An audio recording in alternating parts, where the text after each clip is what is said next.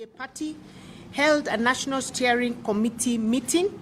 presided over by the party leader, President William Ruto. The National Steering Committee deliberated on reports from the National Elections Board and the Electoral and Nomination Dispute Resolution Committee concerning the recently concluded grassroots elections. These elections were conducted across 42 counties in phase 1,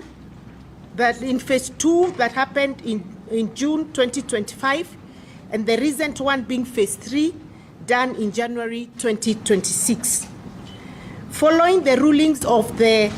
Electoral and Nominations Dispute Resolution Committee and the decision of the National Executive Committee, the party shall conduct repeat elections in select polling centers across the 42 counties on the 7th of March 2026 for phase 3 elections and on the 28th of March 2026 for phase 2 elections. Disputes that were presented before the Disputes Tribunal, the Tribunal and the National Elections Board were very magnanimous to make sure that we are accommodative of all interest groups and stakeholders in the party. And that is why NEC and the National Steering Management Committee, under the able leadership of the President, we resolved yesterday that it is only fair that we accord all those who have expressed interest to run for elected positions at the grassroots level an opportunity to do that through the repeat elections in the select polling stations that had disputes. Two is to state that our party, being a very accommodative and all-inclusive party, one where we do not want to leave anyone behind, we also resolved that we need to give all our members in the National Governing Council, that is all our elected leaders, a midterm report on the implementation of our manifesto.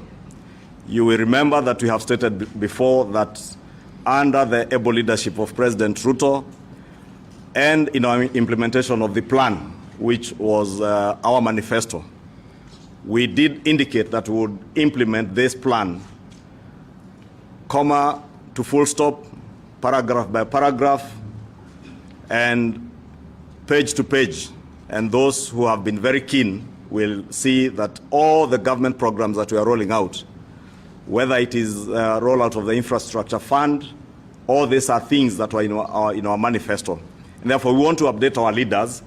right from the grassroots in terms of our MCAs all the way to governors on where we are on the implementation of this plan. Two, as I said, being an inclusive party, we want to make sure that all our leaders and all our party organs are involved in the process that we did mandate the party leader under the NEC organ, mandated him to engage with ODM in structured negotiations to make sure that as we go to the 2027 elections, we have a party, one that has proper governance structures and whose mandate comes from the people, right from the grassroots. And two, that as we strongly believe, this party, the Kenya Kwanza coalition,